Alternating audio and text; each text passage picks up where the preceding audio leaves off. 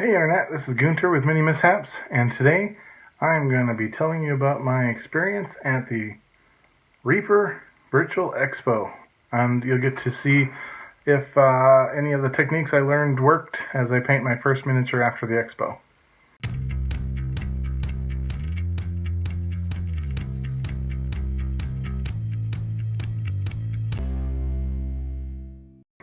This is an awesome event. I have never been to a convention or never been to any other event to compare it to, but just the going in as a terrified new painter. The instructors were awesome. They were patient. They knew what they were talking about, and they gave words to a lot of things that I was trying to do and didn't know how to describe. And they gave me reasons for a lot of the things that I was doing that were causing to not work out, causing my miniatures to not look the way I wanted.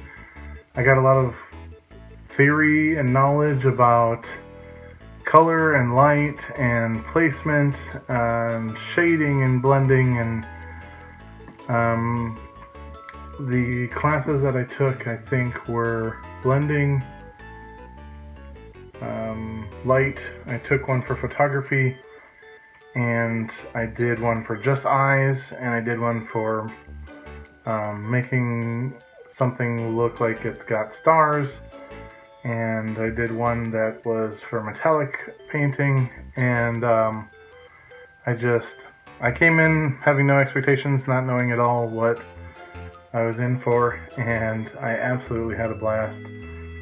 Alright, here comes the time lapse of actually painting.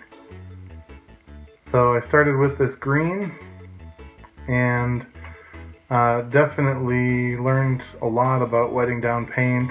I had been either leaving it too thick or watering it down so far that it became a wash, and that's not really good on precision painting. You want sort of to, since it bleeds on this wet paper towel and paper that I have, it really was kind of choosing the paint out of the middle, where it was getting some water but also close enough to the actual thick paint to apply. So the coats that I applied were thinner, which means I could be more accurate. The blends showed up more intentionally, and I loved blending blue down into the green and using teal in the middle as a go-between, teal being my favorite color anyway. But the effect is just sort of like you have a mostly teal robe, but using the other colors to show where those lighting aspects are coming from. So next up, we did brown and gold in the brown first, and then gold trim on the inner robes. He's got a little book and a little mouse, and those kind of were their own separate projects. They didn't really follow in. But I got to use my eye techniques in the face, and I got to use some of the, skin tones and stuff that I was learning about. So next up, we've got the beard, which I started with a all white with a little bit of the brown mixed in, and then I washed with dark gray, and then I highlighted with the regular Stonewall gray.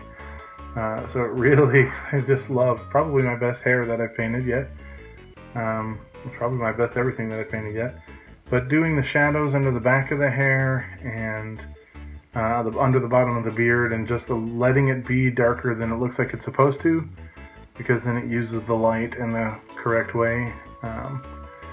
So then I went back and I washed in some dark blue into the recesses of the cape, and this is I'm doing the Stonewall gray accenting on the beard there. So the way I painted it was the beard. The way I painted the beard was that I was following directions and absolutely thought it was going to just turn out that he was going to be turned Blackbeard all the way through. But then when it dried, it was like, wow, he's just got gray beard and gray hair and gray eyebrows, and it looks like it's textured and wavy in his hair.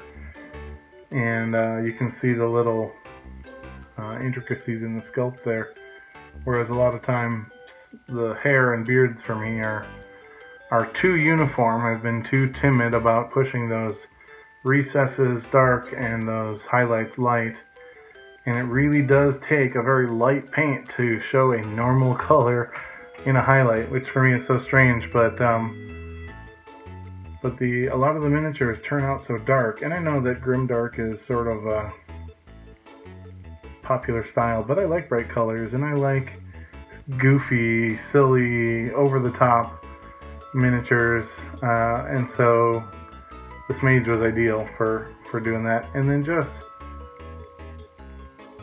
man, yeah, that teal. It's amazing how it just went from a gray miniature to blotchy base coat kindergarten colors that I have been doing to this sort of like, that's blue and that's teal and they are blended and they go from one to the other.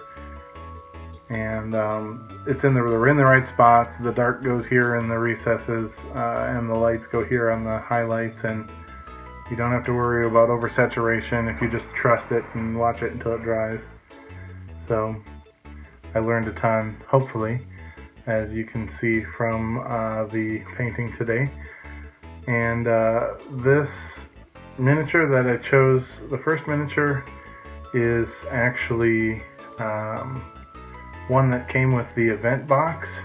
So I think it came with the event box, either that or it was a free one for signing up for the weekend.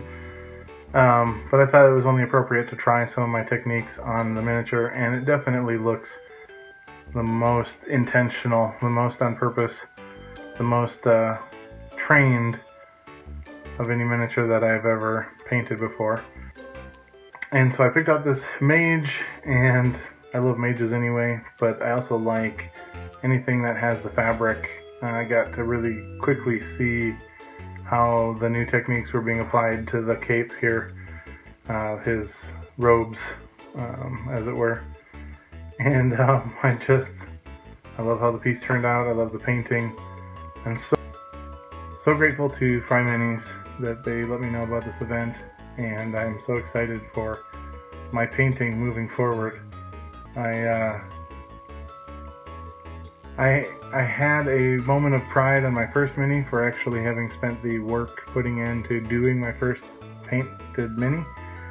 But this might be the first time where I'm actually like, almost everything that I tried to do happened, and almost everything that I did looks on the piece like it was meant to happen. And I had a couple of things that turned out much better than I had originally expected. The layering blending thing I don't have it down, but certainly could see when it worked. It just kind of fell into this look of, holy cow, how did that happen? Alright everybody, that was my experience at the Reaper Virtual Expo. I very much plan to watch for this event next year. I hope you'll join me and do the same.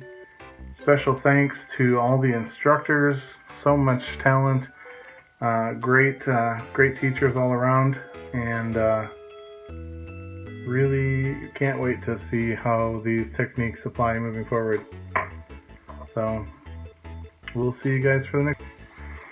Thank you so much for watching my video, and if you like what you saw, go ahead and subscribe, and you can support us on Patreon or buy me a coffee, and we will see you for the next video. Thanks, Internet.